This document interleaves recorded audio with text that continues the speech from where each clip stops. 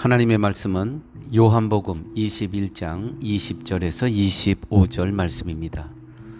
이 말씀을 하시고 베드로에게 이르시되 나를 따르라 하시니 베드로가 돌이켜 예수의 사랑하시는 그 제자가 따르는 것을 보니 그는 만찬석에서 예수의 품에 의지하여 주여 주를 파는 자가 누구 오니이까 묻던 자로라. 이에 베드로가 그를 보고 예수께 여짜오되 주여 이 사람은 어떻게 되게 쌈나이까?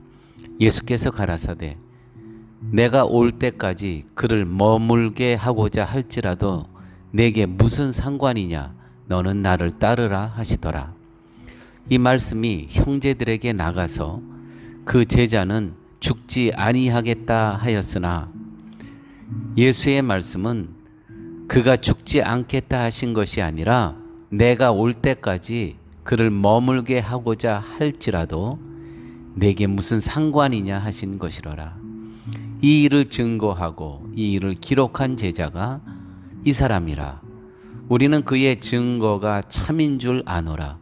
예수의 행하신 일이 이외에도 많으니 만일 낱낱이 기록된다면 이 세상이라도 이 기록된 책을 두기에 부족할 줄 아노라.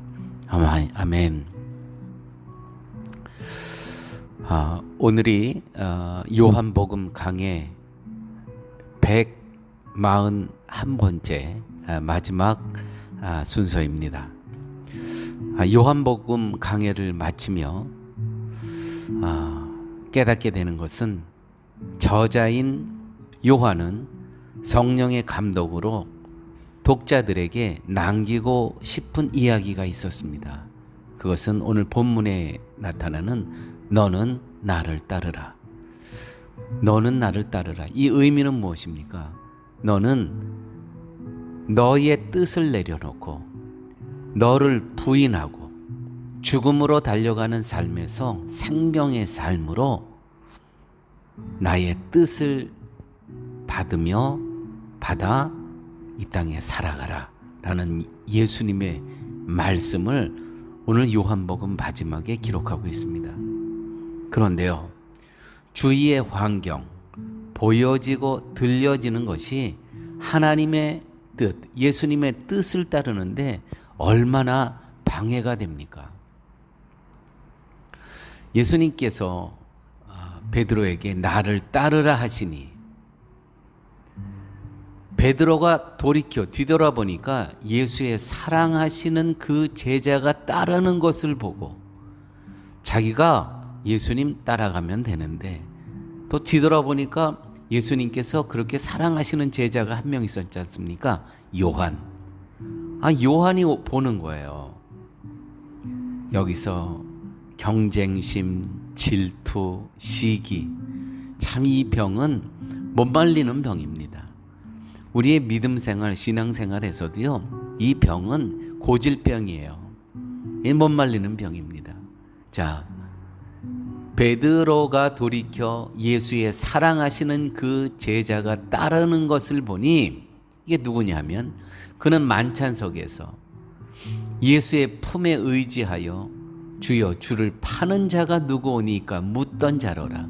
우리 예수님과 이 만찬하는 이 그림 많이 보시지 않습니까? 한 사람이 그 식탁을 이렇게 손을 개고 막 물어보는 장면이 있잖아요. 바로 이게 요한입니다. 이 요한이 보이는 거예요. 다른 복음서에는 없는 유일한 요한복음에만 있는 기록입니다. 보니 그는 만찬석에서 예수의 품에 의지하여 주여 주를 파는 자가 누구 오니까 묻던 자로라. 이에 베드로가 그를 보고 예수께 여짜오되 주여 이 사람은 이 요한은 어떻게 되겠삼나이까? 요한복음의 저자는 누구인가요? 바로 베드로가 경장의 눈으로 바라보고 있는 예수님이 사랑하시는 제자 바로 요한 아닙니까? 요한. 예수님께서는 베드로에게 이 요한에 대해 이렇게 말씀하십니다. 예수께서 가라사대 내가 올 때까지 내가 재림의 예수로 다시 올 텐데 그때까지 이 요한을 이 땅에 머물게 하고자 할지라도 이 땅에서 아직 그때도 있을 그러한 삶을 살지라도 내게 무슨 상관이냐, 너는 나를 따르라 하시더라. 여러분, 이 요한은 십자가상에서 예수님께서 십자가에 달려 돌아가시면서 예수님의 부탁을 받습니다. 여기 십자가에 달려 있는데 어머니와 요한이 있는 거예요. 어머니에게, 어머니, 여기 있는 이 요한은 이제부터 어머니의 아들입니다. 요한에 대해서는, 요한아, 여기 계신 분이 이제부터는 내 어머니다 말씀하시죠. 이 말씀을 듣고 요한복음 기록해 보니까 바로 자기 집으로 모시고 가더라. 그로부터 그 말씀을 듣는 그 순간 마리아를 자기 집에 모시고 갔습니다. 그런 후에 마리아가, 예수님의 어머니 마리아가 죽기까지 거의 55년에서 60년을 어머니를 모십니다. 어머니 돌아가신 후에 요한복음을 기록하기 시작합니다. 그 다음에 요한 1서, 2서, 3서를 기록하게 됩니다. 마지막으로 요한계시록을 기록하게 되죠. 그 당시 베드로, 바울이 영웅이 되어 있던 시기에 그렇게 정말 이 베드로나 바울은 놀라울 정도로 선교를 하고 또 목회를 하던 그런 시기에 어머님만 모시고 계십니다. 바로 요한복음 다음에 사도행전이 나오죠. 이 요한은 사도행전에서 사라집니다. 베드로와 바울의 선교 행적이죠. 요한이 등장하지 않습니다. 베드로와 바울은 영웅처럼 등장하지 않습니까? 왜요? 어머니를 모시느라 50년, 60년 동안. 요한복음 이후에 요한이 기록한 책들은 신약 성경 맨 뒤에 등장합니다. 여러분, 무엇이 선교입니까? 내가 하는 작은 일, 늙은 어머니만 모시는 일, 모퉁이에서 아무도 주목받지 못하는 일, 귀퉁이에서 허접한 일, 변두리에서 주목받지 못하는 일이라 그것을 하나님께서도 업신여기실까요? 주님의 일인 것입니다. 다.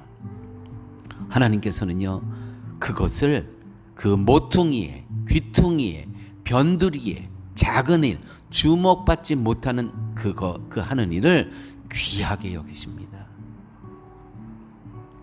그 귀한 일을 마친 다음에 보세요. 요한을 쓰시는 거 보세요. 요한복음을 쓰게 하시고요. 이제 그 당시는 베드로도 없고요, 바울도 없습니다. 80 넘어서 비로소 요한이 등장합니다. 예수님께서 맡겨주신 일을 성실히 다 마친 후에 요한복음을 기록하고요, 요한 1서, 요한 2서, 요한 3서를 기록하고요, 요한계시록을 기록합니다. 사랑하는 여러분, 요한복음을 마칩니다.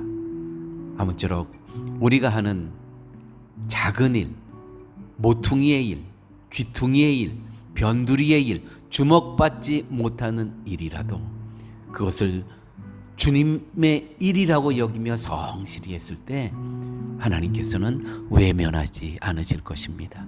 아버지 하나님, 감사합니다.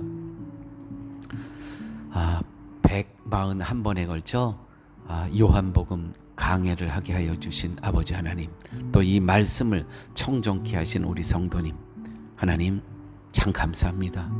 이러한 귀한 말씀의 모임이 앞으로도 계속 지속되고 말씀이 우리 삶 가운데 적용되며 실천되며 믿음과 행함이 하나가 되는 성도와 교회 되게 하여 주옵소서. 예수님 이름으로 기도드렸습니다. 아멘.